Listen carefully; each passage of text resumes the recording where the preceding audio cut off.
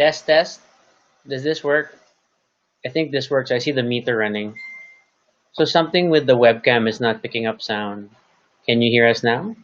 Please comment if you can hear us now, because we can see movement in the camera. Test. A, B, C, D, E, F, G, Testing. H, I, J, K, L, M, N, O, P, Q, R, S, Oh, Pico has just greeted my. T, U, V. Still no sound. Yes, there. My sound's not out. Yay! Okay, that's good. I had to switch mics. So we're now using my laptop's onboard mic. What's wrong with my webcam? It happened to me earlier at a call, and then parang it was saying my computer settings had set it to mute or something. Ooh, we had super low visibility earlier. We couldn't see SM Aura. Mm-hmm. Now we can see it again, but it got super super dark. So we lost power. We lost internet, and this happened like 5-10 minutes before 9. So To everyone watching, do you hear the fan? That's another question we have in mind. yeah, because we're scared to turn on the air. Normally we keep the aircon on for the show because then it's like less noise. But then, given the power outage, we were afraid to leave it on, so we're just using a fan right now. And yet all the windows are closed. Okay. Pico says nope. So no fan, no sounds of fan. Our power still around. I guess let's hit the show. Let's get the show running before lightning hits and I kills our guess. net. But why do you want to hit the show? What did it do to you? Don't be abusive with the show.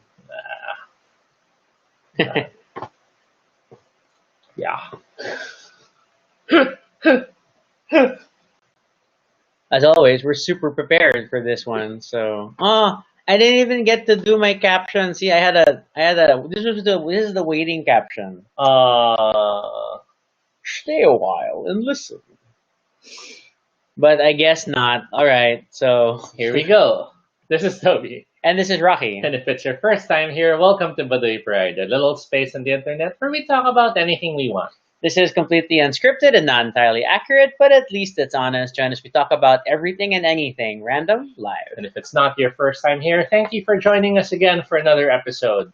We're about to spend the next 30 minutes talking about Diablo. We're gonna try to tackle the franchise as a whole, not any particular iteration. We're not gonna get into that argument.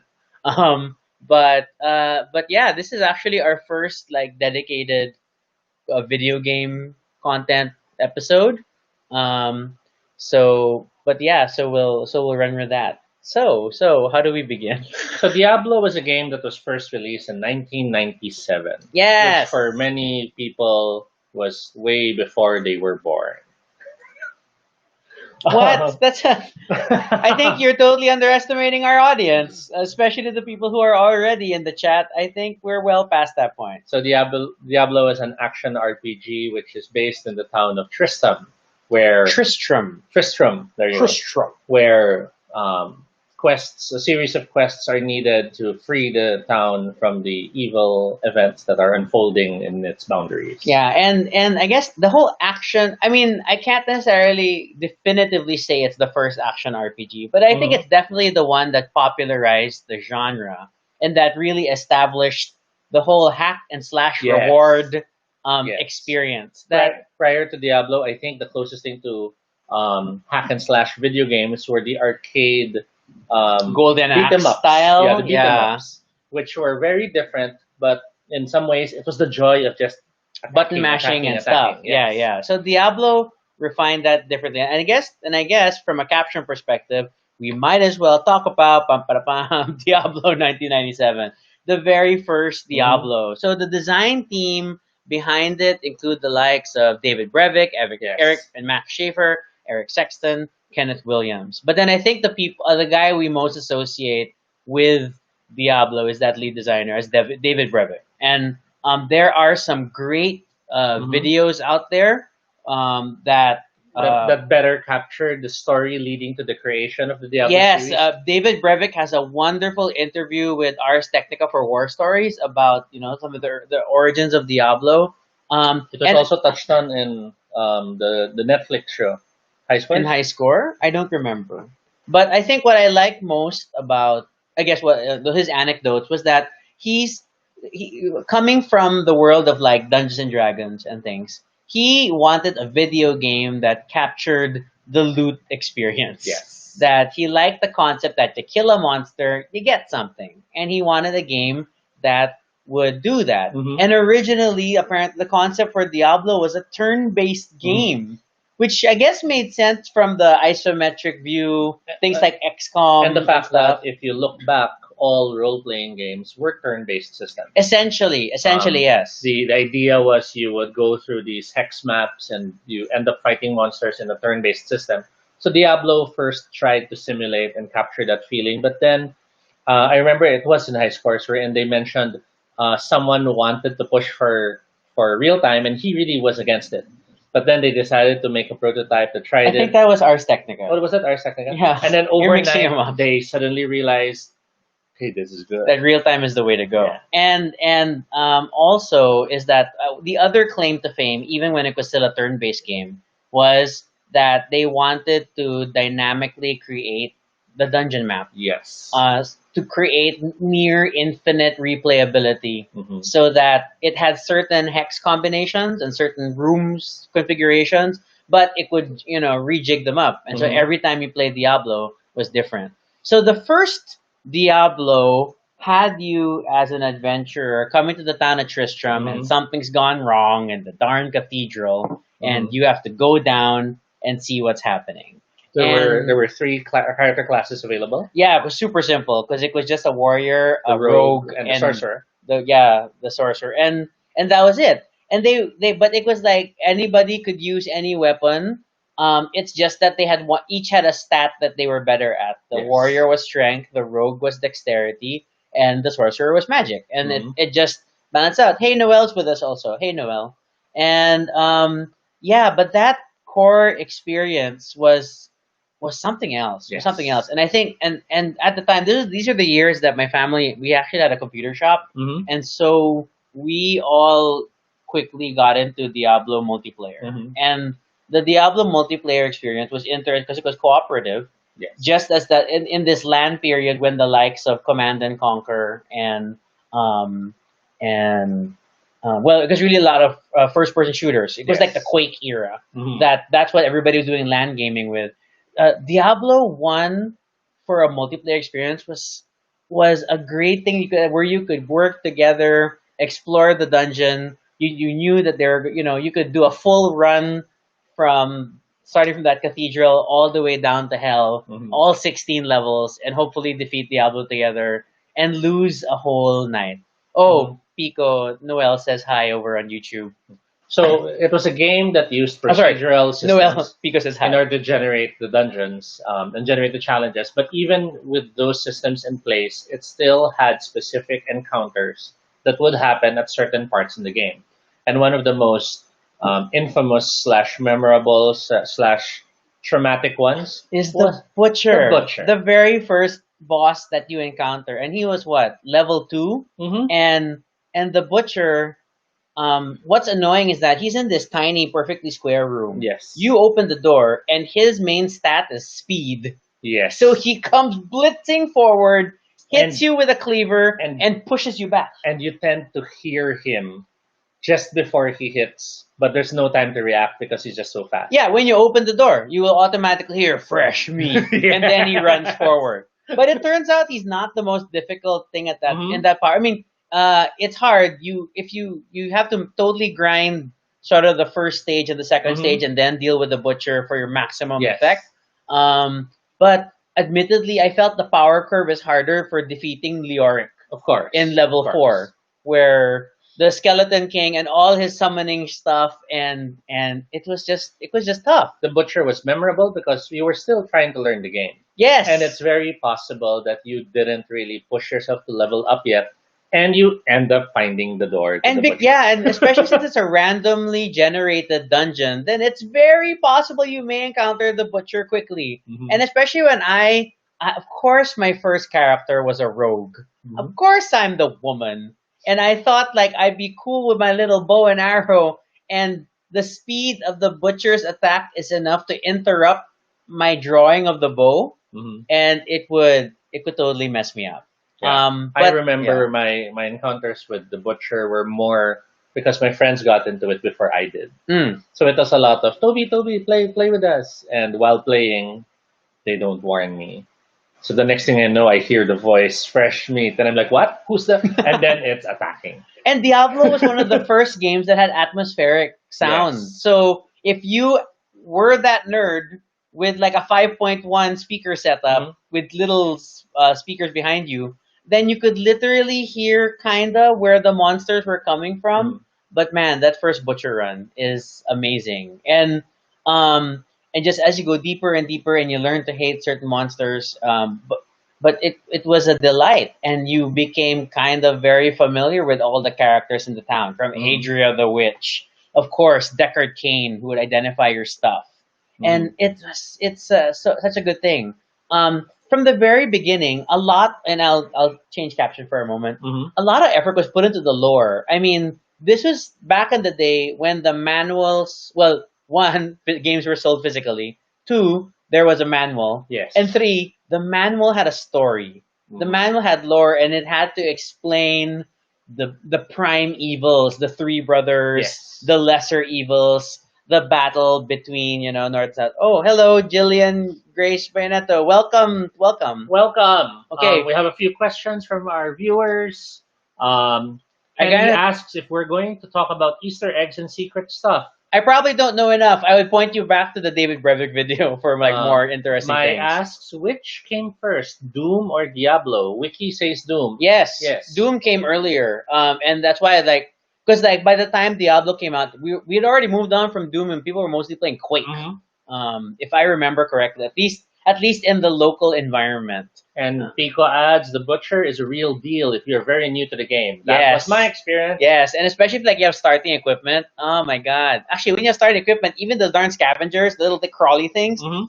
those were dangerous. Noel adds Diablo was my first RPG. And he also had nightmares Yes. fighting the butcher. Arjun Yes. adds been playing Diablo 2 again with Theo recently. Yeah, I saw your replay. I'm very envious, and yes, Pico, the chat box as well. So, the so much work was put into the lore in the original Diablo, and then when you get to the end, oh my god, that ending! Yes. It was so dramatic. I mean, It was a movie ending. bring out the shark, spoiler shark. But if you still haven't played Diablo 1 for some reason, or whatever, or you don't know the story, That's the reaction if you haven't.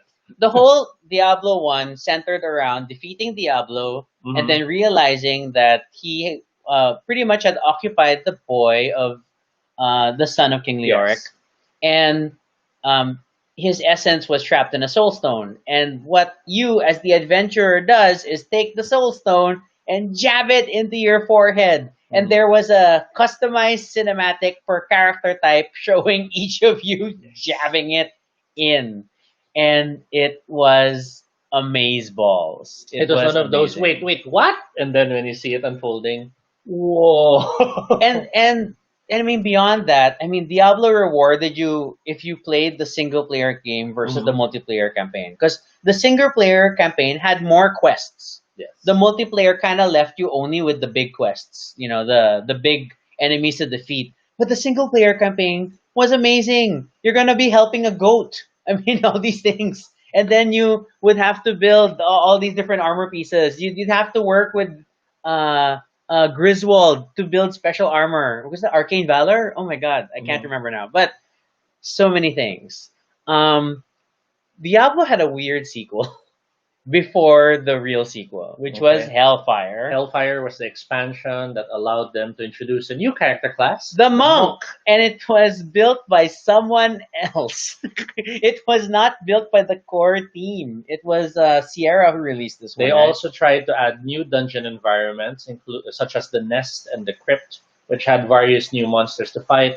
but there wasn't really much more content beyond. It was a lame ass expansion. I think people barely played it. I've never done multiplayer monk. Mhm.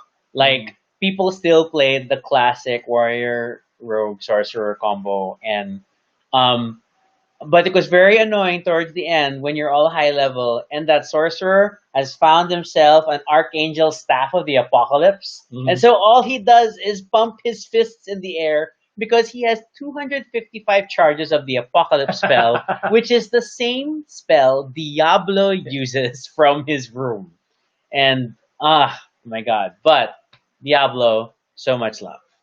So 3 years later, we finally get Diablo 2. And Yes. Diablo 2, um, I don't know, it just elevated everything. They doubled down on the story, they increased the number of characters.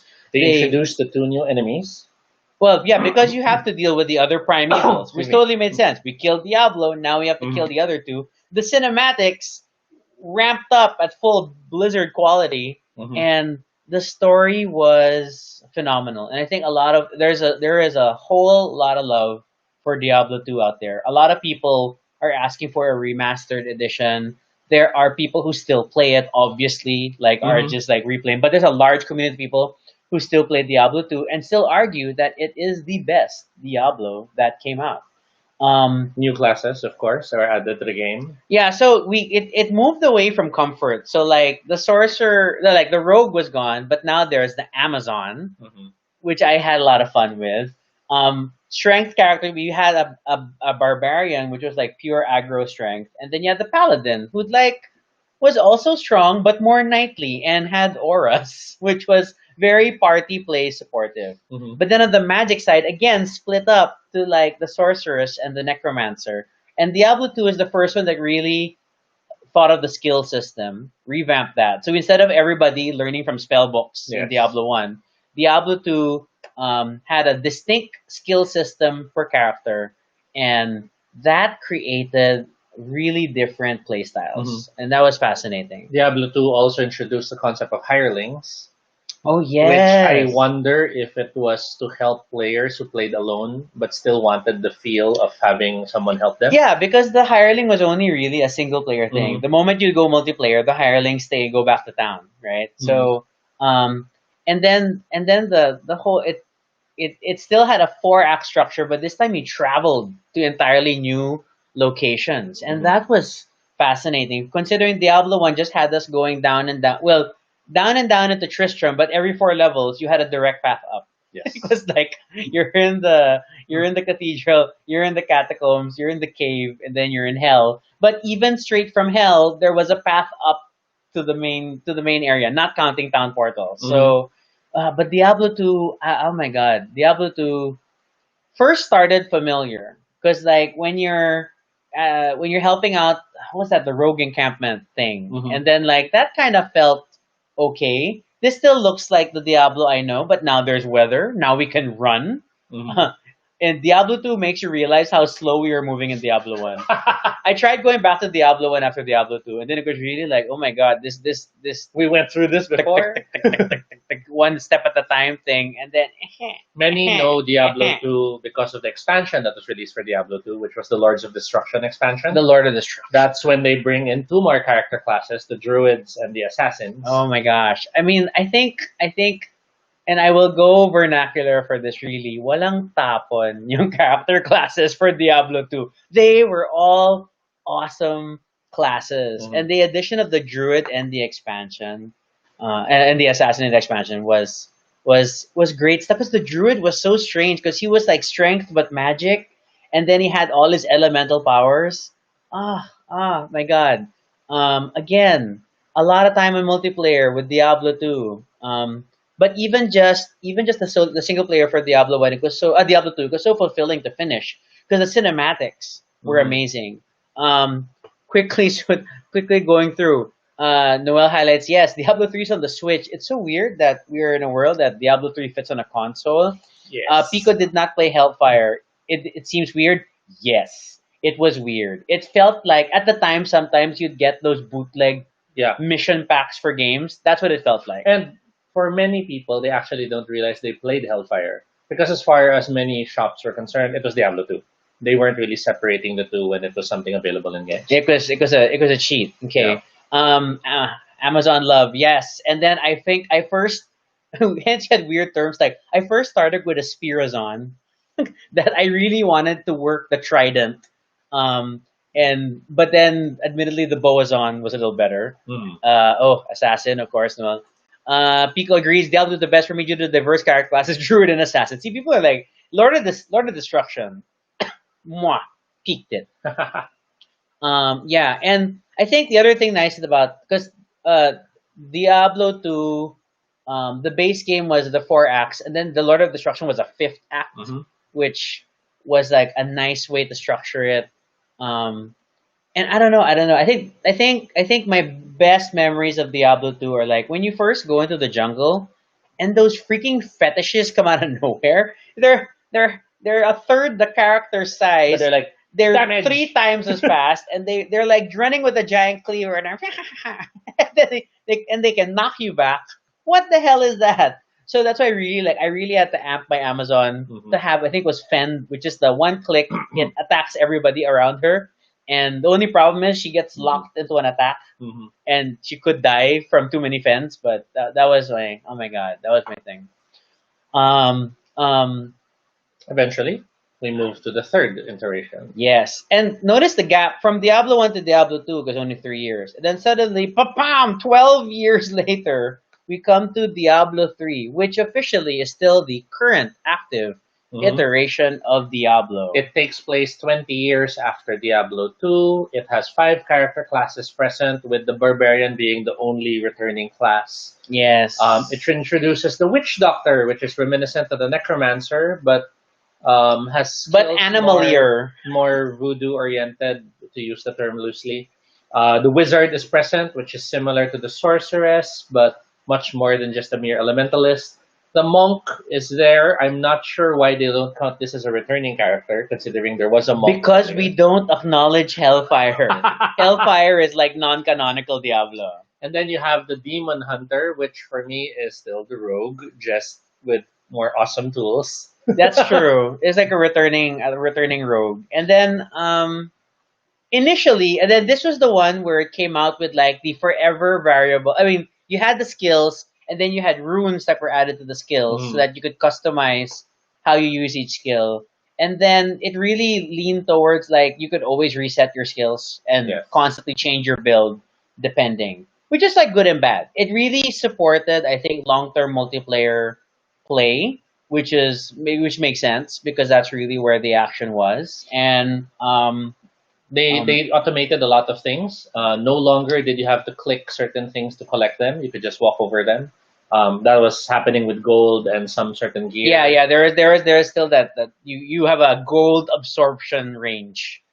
They reduced the need for potions by having more health orbs appearing and the like. Yeah, and then you only have one potion, which is like you can only spam at point of death, and then it has a time delay. And then Town Portal even became like a skill and just not a book that you would carefully collect and fill with scrolls. I do not miss collecting Town Portal and identify scrolls. They introduced skill runes, which could be unlocked as the player levels up. They were different from the socketable runes of Dune 2. And they. Oh my god, we didn't get to talk about socketed runes. Yes. Or what's this? Or soil something. Oh my god, I can't remember the middle or Rasol. But yeah, Diablo 3. Um, okay, initially, I mean, in terms of like overall gameplay, it was like cool. They introduced atmospheric, environmental damage and things like that. But admittedly, I was a little annoyed, disappointed with the story structure For 3. because 3 really felt like a rehash of 2. First area, you start in a green area. Second area, you go to the desert. Third area, well, at least third area they diverge because instead of a jungle, we're now already at the Pandemonium Fortress. But like that initial part is like, okay, why are we doing it this way? I mean, it was just odd. It was just odd. And then I like Deckard Cain still being around, but then what they did to Deckard was like, was this really necessary? Was this really the path? Hmm. And then especially where you ended up fighting a lot of the same, like a lot of the same enemies that we already defeated and captured in two. I mean, I get it. I get the Soul Stone prison concept wasn't working. Hmm. It was forever corrupting the prisons they were in. But I don't know, and especially the way that Diablo 2 ended. Diablo 2 ended kind of epic, Hmm. right? With the um um but yeah, Diablo 2's ending felt very epic, and then suddenly in Diablo 3, I felt like it was a weird, We almost reboot. it almost felt like we had to do things again for some reason, and then they even had the expansion which added two more character classes, the Crusader and oh my god, what was the other one?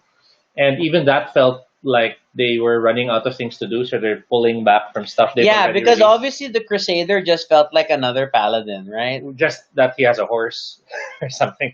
Yeah, he Um, could summon horses. Yeah, yeah. and the Necromancer was the other one that came back No, the Necromancer part was a from the Reaper DLC. Souls. Yeah. He was actually DLC. He wasn't quite like you could purchase up the Necromancer on his own. So it wasn't super great. But it was nice that the Necromancer came back and all that thing, and because we super loved him.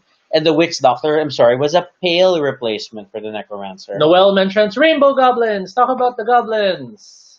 Talk about the goblins. The goblin system in Diablo 3, okay, was kind of crazy. I mean, it is kind of crazy, and it's Mhm. fun in multiplayer because the moment you see a goblin, you run after it, And and you're like you have yelling to at everyone, goblin, yes, goblin, goblin, and everyone and just charges. and you end up running past elite packs, and they start getting triggered and activated and running Mhm. after you. But you're running after the freaking goblin.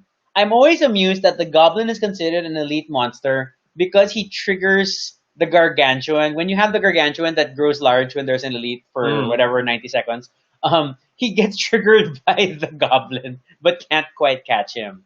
And I do appreciate that whatever treasure goblins turned in. I mean, it opened the doors for the weird My Little Pony themed uh, Mhm. alternate world to fight in. That was, I mean, it's not exactly a cow level, and the cow level is around, but Mhm.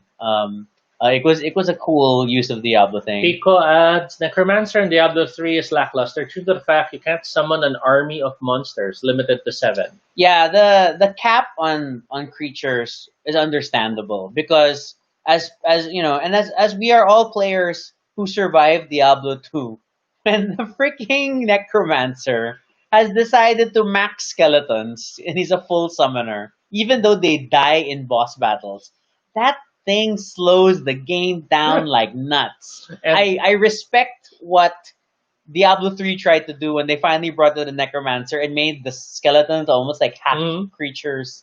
They didn't full render them for other players, all these and things. even at just seven, you still get those moments you can't see anything anymore.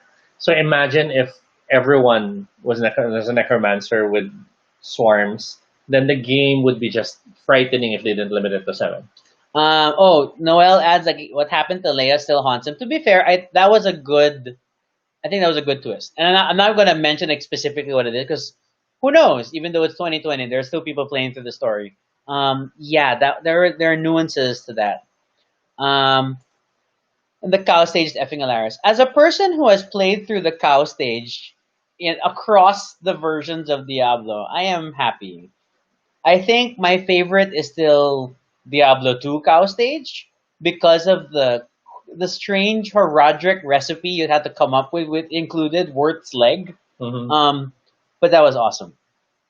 I love the cow stage.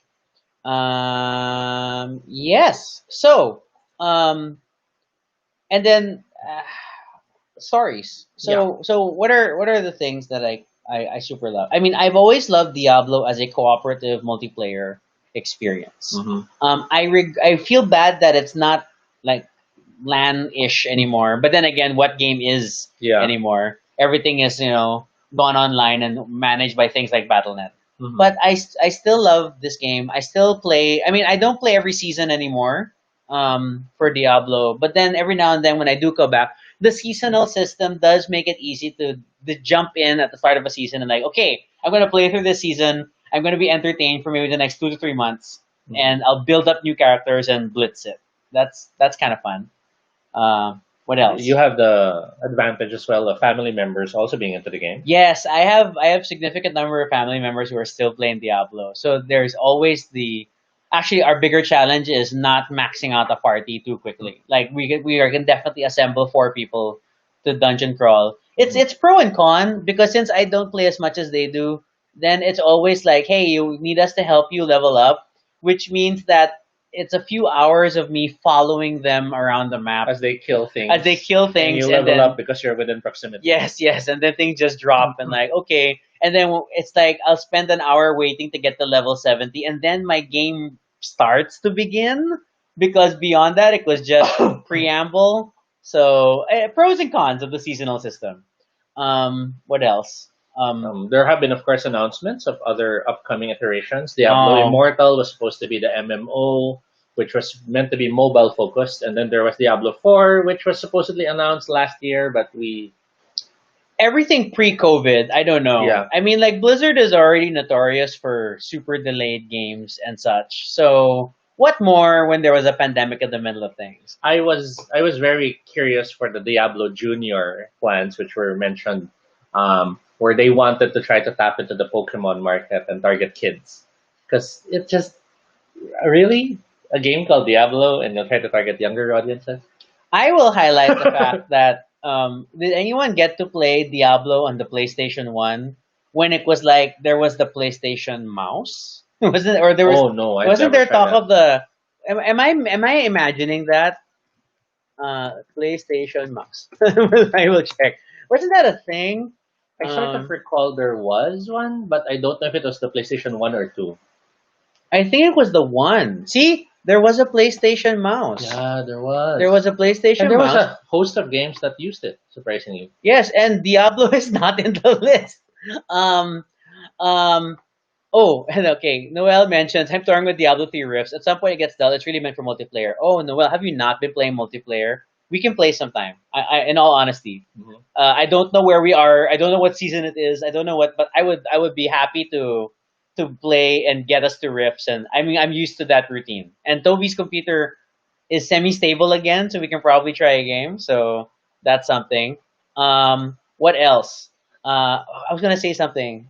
It's gone, but yeah, go on. What you're gonna say? Oh, I was just thinking how Oh wow, the duck decided to say something. I was just thinking how a lot of what makes Diablo fun is the fact that you can just kill so many enemies at the same time, which is similar to the joy we feel when we play another game, which is Dynasty Warriors. Yeah, but But then Dynasty Warriors doesn't have like a rich loot system. yes, You have to kill. You have to destroy the certain crates that get you weapons at the end of the stage. Um, and I would love to see a Diablo game that pulls from Dynasty Warriors in the sense of, Diablo focuses a lot on just positioning, attacking. Um, the third iteration tried to have different vertical levels, wherein there were some guys who could jump and stuff. But I'd love to see more, I guess you could say, vertical changes in terms of the fight and combat. I would love to see the ability to. Well, I don't think it has to go platforming, but I yeah, think it yeah. would have that sort of Oh joy. my God, Noel's super updated. See, he's like, it's season 22, and then he normally plays that with Emil and Nate, and fun if tayo lahat. And like, that would be cool. We should play a game, but we can only fit four in a game, so we'll just have to figure that out. Um, um, I guess my last thing now with the current Diablo era is Mhm. that this whole focus on multiplayer, it's generally cool, but then I feel like the single player story suffered no matter how beautiful the cinematics are. Um, and then the I guess what annoys me, especially about the seasonal system, is that there's this really big emphasis on optimization and like you know how because of the people who play in the beta versions of the Mhm. season that there are all these YouTube videos on the top tier lists of builds that you have to do for Mhm. Diablo, and there's a very min max munchkin mentality to the Which game. is in many ways the joy of the game, being able to do so. But for those who don't do it, it can feel frustrating sometimes because you keep Yeah, dying and you keep having to be revived. and then you have the other people like with all these laser beams shooting Yeah. out of his person, and then so Ultimately, you end up needing to kind of copy yeah. and get on with the build. Ultimately, games that have rich stories and the like are best experienced in solo, only because multiplayer tends to have people just wanting to rush to the next adventure, I and you guess. find yourself having to skip through the story because the others are waiting, or you take your time, but then you feel guilty that you're making them wait. So it has that mixed bag of trying to balance things. And I guess that always makes you feel bad because of the fact that I started Diablo. I first played the multiplayer experience from the very Mhm. beginning. So I experienced the original 1997 story as a multiplayer experience with my siblings, okay? With my brother and my sister and our dad. And we journeyed down the dungeon together. And um, for me, I don't mind Mhm. experiencing the story together, and I love that nuance. And then a lot of times, just even when I play with family now, and it's the nature of the beast. Now it's a lot of like, okay, I'm gonna jump over here because there's an objective, and I'm Mhm. gonna take that quest, and then we're done. And then Which is sort of what the games now try to do, which is while you're going through the story, the other player can, okay, I'll go ahead, I'll hit down. It sometimes pulls you in if it depends on the stage, but they tried to allow no, people to separate. yeah, because with the bounty system, then the bounty system really encourages you to just keep Mhm. your eye on the prize, get things done. Mhm. Which I get it, it's okay. And the bounty system, whatever the adventure system has kept the game alive over the last 8 years, so that's something to appreciate. But I don't know. I don't know what the next iteration of Diablo needs to bring to really continue to innovate, or is it just going to be more of the same? Mhm. And that worries me. Like, is it just going to be more of this? Is it just is how will Diablo 4 not feel like just another season of Diablo 3? That's my But question. at the same time, how much innovation can they cram in without people going, this isn't Diablo anymore? It's called Diablo Immortal. It's not Diablo anymore. It's this weird MMORPG mobile game thing reskinned as Diablo. I don't know. I'm one of those people. So, yeah. Noel adds, and people are hacking it. Okay. In all honesty, people have been hacking Diablo since the very beginning.